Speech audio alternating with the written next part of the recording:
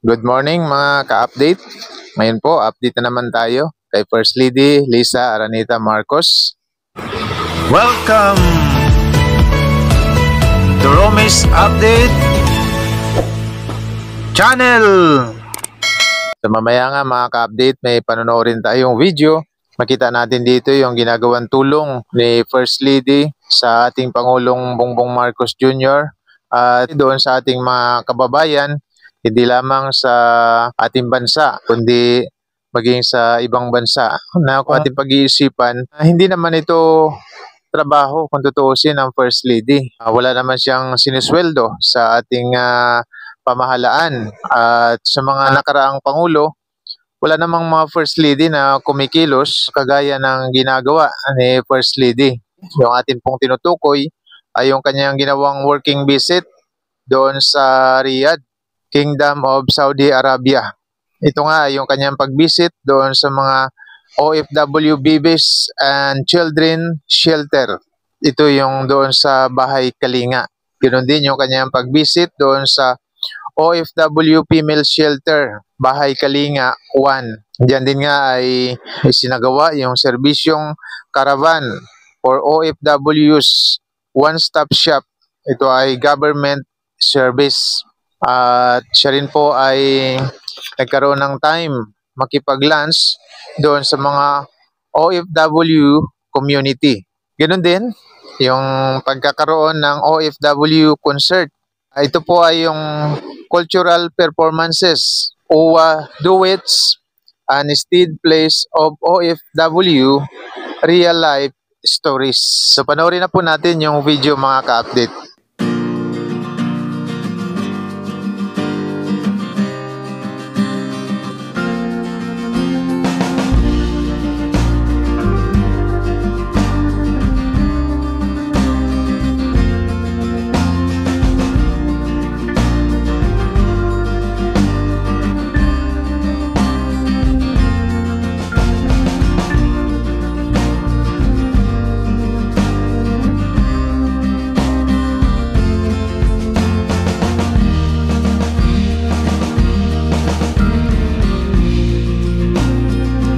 Now we're here to buy Kalinga 1, which is supposed to be a shelter for the females.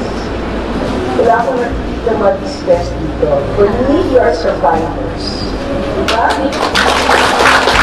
I don't see boring statistics. I only hear stories. I see the strength of each and every Filipina. You have endured more than most can imagine. And still you manage to smile. And still you manage to help each other. And still you have lost hope.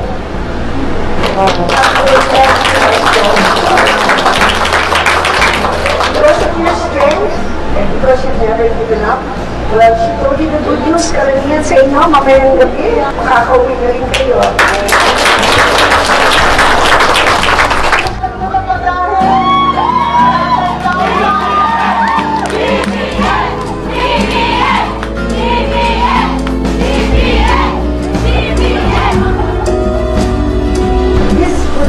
Possible without the tireless effort of your kababayans and family. For you, your documents, your travel documents, your IDs. First Lady Lisa Araneta Marcos.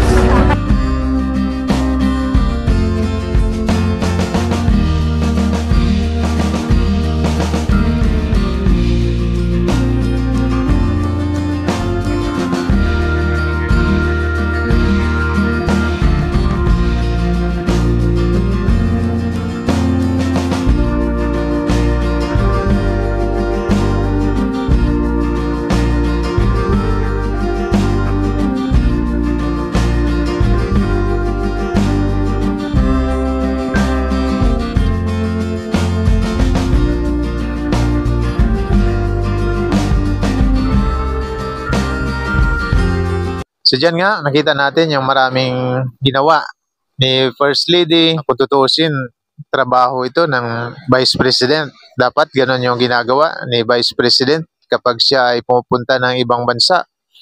Yung makatulong, nakita natin yung tinulungan niya, yung mga bata at yung mga kababaihan ng mga OFW. Binigyan niya ng pocket money na worth of 10,000 pesos. At mayroon silang punong bahagi na dadalhin pauwi ng Pilipinas. So, yan po yung napakagandang legacy ng pamilya Marcos mula pa sa tatay at ngayon naman sa kanyang anak kay Pangulong Bongbong Marcos Jr. at ganoon din sa ating First Lady kay First Lady Lisa Araneta Marcos na maraming ginagawang legacy na nakikita natin ay hindi lamang sa ating bansa kundi maging sa ibang bansa na mayroong mga Pilipino or Pilipina. So sa hindi nakagusto ng ating vlog, pasensya po, pero yan yung buong katotohanan. At sa mga nakagusto naman ng ating vlog na to, palike na lang po sa mismong video, pa-share na din po mga ka-update at pa-subscribe na din po sa aming maliit na channel. So muli po, maraming salamat sa panonood at suporta. Glory to our Lord Jesus Christ and God bless po sa ating lahat.